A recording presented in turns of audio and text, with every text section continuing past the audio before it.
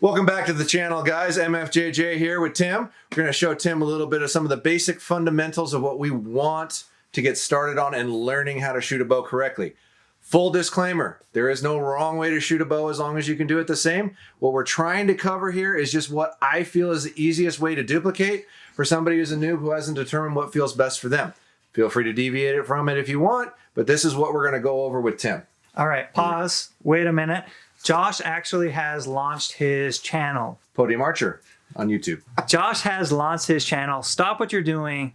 Go check out his channel. Let him know you came from ElkShape and subscribe while you're there. He's going to deep dive on technical archery, probably deeper than we're going to go here. You'll get his perspective, but we're just excited he's going to join us on YouTube and just in the name of growing the archery community. Hit the pause button. Go check out his channel. It's linked below in our description or search Podium Archer on YouTube. Where there's a will, there's a way. Won't quit, I'm here to stay. Yeah. I'm ready. I'm just going to watch for a little bit. Look at my new release. I'll tell you that right now. They're very comfortable. So initially, Tim, I still think you're a tiny bit long. Your front arm is really fatiguing to shoot, and it looks very locked. Like, do you feel like you can push this? You tell me. Yeah. Without raising your shoulder up, do you feel like you can? Because it looks like your shoulder's raising every time you try to do that. Quite a bit. I think you're probably like still a quarter inch too long. Just looking at it. So let's put like 4 or 5 twists in your bowstring. Okay. That front stuff that we talked about before, your arm's in a good position, but as soon as you try to push, it starts to shake a lot. Okay. And I think it's because you're at your arm's extension to move forward. Like, you can't go forward more. It's all good. So let's give us a twist here and shorten this up just a little bit. I don't think it's enough to warrant an entire module change, but we can do that if we need to. All we're doing is trying to create a little less length without having to change the whole module out. So we're trying to get like a quarter inch here.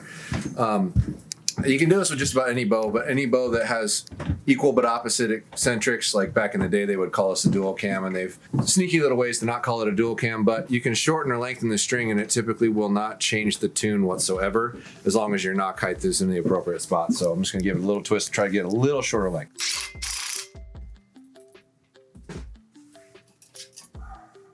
One, two, three. Let's see. How many was that? All I'm trying to do, actually, I know we're like, oh, 5 twists, that's what you want. No, I'm trying to get the peep to go all the way around. When you're twisting it up, you still need the peep to come back around straight. And I'm trying to give it enough that it's going to come back around after you shoot it now. And how many twists is like the max? Well, you don't want to go too much because you'll manipulate the bow's peak weight. So what we just did there, shorten the string, which will decrease the overall peak weight. It won't be a lot. It might be a pound. It might be 2 pounds. But if you put too much on it, now all of a sudden the poundage is way off from where you started. And at that point, you get to where it's too much, and you should probably be changing your module anyway because you've gone 1/2 inch, and now we're outside of the module range, and you should just use a module at that point. But let me smack this a couple of times and see if I can tell where the peep's gonna lie. Okay, I need to give it one more. It to come around, right? Can you segue real quick? How you built this? That's just a couple of nuts and a welding ring. Like, I don't know if I can even get this off because we've used it so damn much. It's on there really good. Yeah, I don't know if that one's gonna come off. That one comes off. So we took the handle off, found a welding ring that wasn't bigger than a nut, and then a nut on the appropriate size. And this is 5/8 rod, I believe, if I remember right. And just got a skinny wrench and a fat wrench and tightened it on, and then put a 15/16 1/2 inch drive impact wrench on it. And it's just a little DeWalt impact wrench. Now, if you want a powered press, this is, to me, I can replace this at Lowe's or Home Depot or any other hardware store if it breaks today. Give it a good tug to make sure the strings are seated. That is probably gonna pull around just right. So that was 6 twists to go make the string go all the way back around to where the peep's kind of facing the right direction again. So that's probably a 1/4 inch shorter. Let's see if Tim notices. You need to relax your arm a little bit and let everything come back to you a little.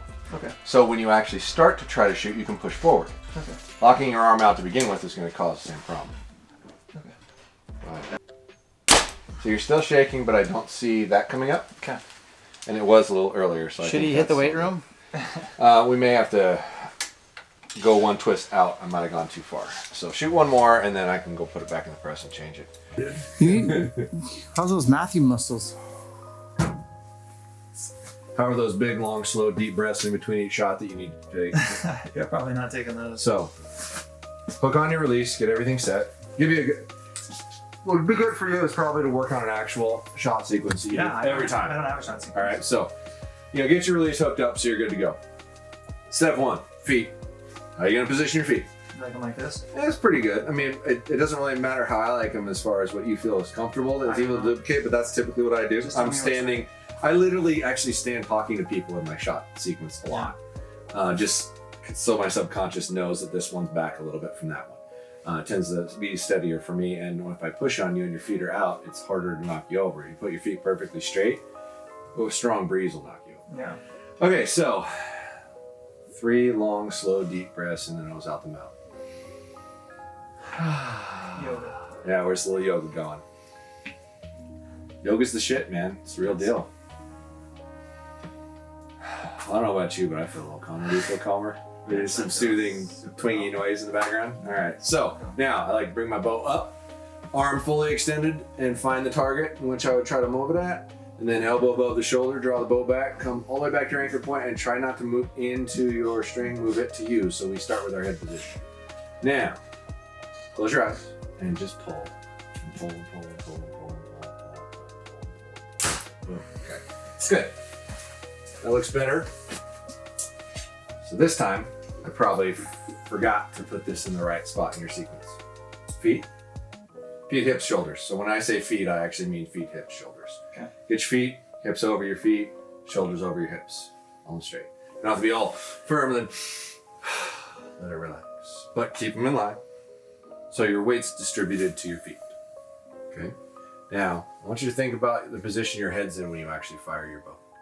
And do it. Like look at the target, like you're going to acquire the target, and put your head in a position that you would fire.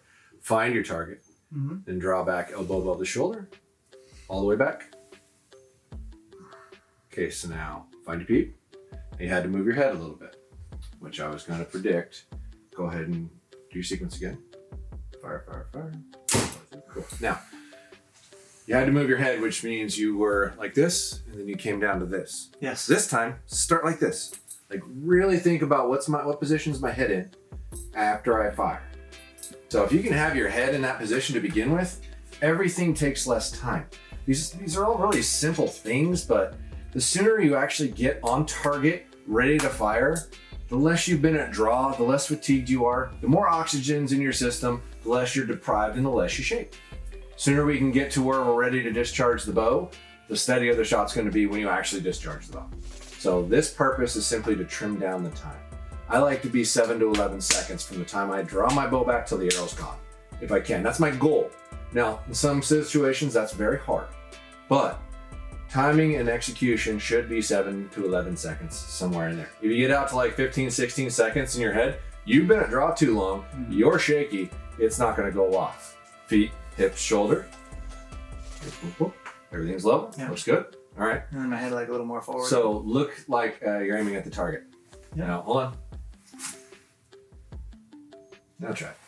Don't move your head. Bring everything into you. Move your head. So you lifted your head back and then bring it back down, but that's about the position. Go ahead. Head's going to need to come forward a little bit more than you think. Okay, but if we get that to where when you start looking, the whole purpose of bringing the pin to the target, if you move your head around, you just move the whole rear end of the aiming mechanism. You got to get your head square before you draw the bow back so it comes right to you. And that'll shave you 1 to 2 seconds off of your sequence of shooting. Because when you do this, there's about 2 seconds. You're burning 2 seconds. If you can get that to begin with, you're going to be ready to start pulling through the shot on your required target at 5 to 7. Maybe 4, if you're fast. But if you can get to where you start pulling and somewhere between 7 and 11 it goes off, you have the optimum amount of oxygen in your system, so you're not going to shake as much, you're not going to fatigue as much, it's not going to move as much. And then when we're shooting an animal and it's a longer hold, it's just is what it is kind of deal. Part of life. Our life, yeah. But because you've sequenced yourself, even in that scenario, getting to the animal quicker is going to give you a better opportunity to make the right shot. Yeah. There's no reason that that's not still a benefit. Yeah. If it takes more than 11 seconds, I'm not saying let down on an animal. I've held on an animal for a minute and a half before, 2 minutes. You get out past that, it gets really rough. And that's a good little fun drill to put yourself through. How long can I hold my bow back at draw and still hit what I was aiming at? I've had guys who try to hold their bow back and see how long they can do it. That's all fine and dandy, but stand out at 35 yards and try to hit that target. Can you still hit a target? Can you still hold a group? Well, that's probably about as long as you should hold if you have a mental clock in your head of how long have I been a draw and when should I stop. So, but hunting, yeah, you wait, 30 seconds is not uncommon because something stops in the wrong way and you're waiting for it to move. Yeah. So let's do it again. All right. So Feet, hips, shoulders. Look your head forward like you're aiming, and then lean your head towards me just a little. There you go. Now, like that? Yeah, now keep it like that. Don't lift your head up when you draw the bow back. There you go. Close. Oh, we're getting closer. Keep your head like that. Don't move. Now think about it. Seriously, think about it. You just shot. Don't look at me. Oh, yeah. Look forward. Look forward. What was your head like? Now you're automatically, your head was over more. It was forward a little more. Feel that over and over and over. So you should get to a point, Tim, that you can stand, hips, shoulders, head, bow arm, shoulder down, ready to pull, close your eyes, pull the bow back. Head never moves. Bring your body in, open your eyes, and you're looking through the peep in the sight. If you're not, your peep's in the wrong spot. If you do that over and over and over and over and over, and you can't find that, you need to move your peep. Like if it's always constantly low or always constantly high, move your peep. Yeah. But that's like phase one, step one, how to have good, strong foundation in what you're doing. Feet, hips, shoulders, head in the right position, bow arm in front of you, hand on, draw a bow back without moving your head, move everything into you. And then you're just back there for a short period of time. Yeah. So, but it's reps, a lot of it, and focusing on that. And there's probably not like a great specific drill for that other than just being aware of your movement. No, there's really not. Now, if you can't get down to the range or something like that, and you can get to a place where it's safe to draw your bow back with an arrow in it, if you can do that at home, if you don't have access to shoot, put an arrow in your bow, work your shot sequence. Draw it back and do it with your eyes shut. Okay. Then open your eyes. Are you looking through the peep? Awesome. Success. I can do it without actually using the peep to cheat. Right, so string references can help in that scenario, and then when draw it back, get back and say, okay, cool, I'm in it. Set it down. Breathe a couple times, move your body a little bit so you're like starting over. Square, head, shoulder, hand, draw it back. You get in his eyeballs so they open up. It goes from like. Yeah, I know. I don't know why I just do that. You I get think. crazy eyes, man. All right, let's do it again. Now think about it. Every step: feet, hips, shoulders. Bow arm in front of you. The head is such the hard part for people to get. It really is, because it's kind of an unnatural position altogether. Well, and to be honest, like with my job and CrossFit and stuff, like I've been aware of all of these things, but never this thing. So like I've never really had to spend time on that. So lack of body awareness up here for sure. 3/4 rotation that way. Tip about 10 degrees in and nose down. That's probably where you're going to land. If you think about it that way. Just like this. So 3/4 rotation. Tip your head towards me about 10 degrees, not rotation back, but lean. And tip your head down, nose down, just a little. That's about where your head is when you fire. This is the spot. Yes, pretty much. Yeah. Like you just move your head a little. That's okay. You're close. You got the idea. But it's easier to find that after you've hooked on, so you don't have to look at anything. We like it. Lean your head towards me just a little. Just like that. Good. Okay. And close your eyes. Just do it with your eyes closed. Good. Now you pulled your head back. When I you did. I did. You were right. It was right there, and then you pulled your head back. We're getting tired. So that's a great drill to know everything's right. Well, that answers some questions I've had because I've watched myself shoot and my head is always seeking for the string. And I don't know. I've watched, observed good archers like yourself, and you know, it's always here. You're never really searching for it. When you've shot enough, if you're focusing on the right things, then you're not just shooting. Yeah. There's a lot of people that draw their bow back and do that. Like I watch guys that have shot for 15 years do that. Why are you moving the rear of your sight? If you think about archery, you have an iron sight rifle basically in your references. You have a peep, like a peep-sighted iron sight rifle. Yes. 2 different references. And your head is coordinating the back. Why you wouldn't move the back end of a rifle around when you came up to find your target? You would get your shoulder, your body, everything set right and bring it to you. It's a great thing to focus on. Great drill to do in the evening. Great things to be able to duplicate over and over and over. If you can get this to where it's always the same, you've eliminated 90% of the problems. Okay. You really have. So in closing, to start, I think the best thing you can possibly focus on is getting your feet set, your hips set, and your shoulders set in a straight line. Turn your head to where you'd be looking and trying to acquire your target.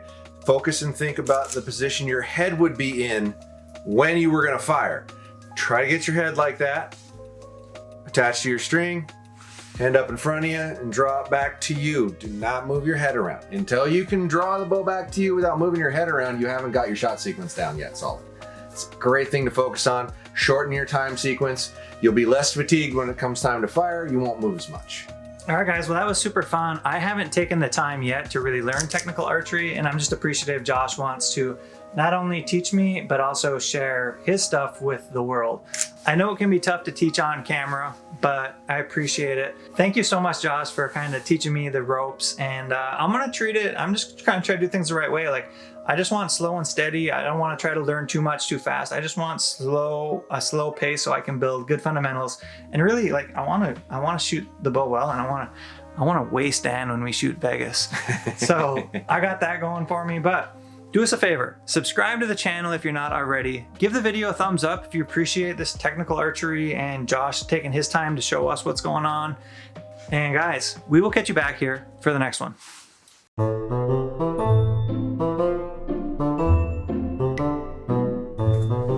Move that foot till the arrow's pointed at what you want to aim.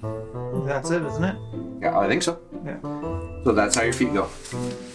Okay. Ball your foot to your toe, put an arrow at it, and knees point at the target. Wherever you practice or however you practice, it's not a bad idea to stick one like that. Sure. And lay it on the ground, point at the target, and then come up to it and put your toe at the front and the ball of your big toe where it meets your foot at the back. Because this is what I think is right. Okay, so more forward than what I Try to think. pretend like it's a lot more than you think, Okay. and then you might actually run into it one of these times. And try not to pull your head out of it when you get 3/4 of the way back. There you go. Oh, mother of God. Oh, mother of God. Well, now we don't have like doing it wrong. You want to do it wrong once or twice? That was good. It won't be hard to do it wrong. Like you probably felt like that was way extreme, didn't you? Yeah. Yeah. Certainly. Yeah, you popped right into it. It's always more than you think. I don't know why, but I'll try your to be desire to improve exceeds your pride. quick. Yes. Yes. Yeah, That because should be Dan, the I name of the told video. the audience I'm gonna waste you in Vegas. Is what I told them. Good luck. I said that's why I've been training so hard. If you back down to 60, you will. Like indoor Vegas? Yeah. Yes. Oh, mother of God, that's gonna be hard. Why don't you just go to TAC where nothing matters? Yeah. I am way more fearful of a Vegas face Do you want to beat that? on the 10th end. Do you want to beat that? What? Josh, you can answer your own question. What does Dan care about? Like, Killing animals. Killing elk. So why are you going to Vegas? yeah. No, we're not going to Vegas. Oh, you're gonna compete. Oh, gotcha.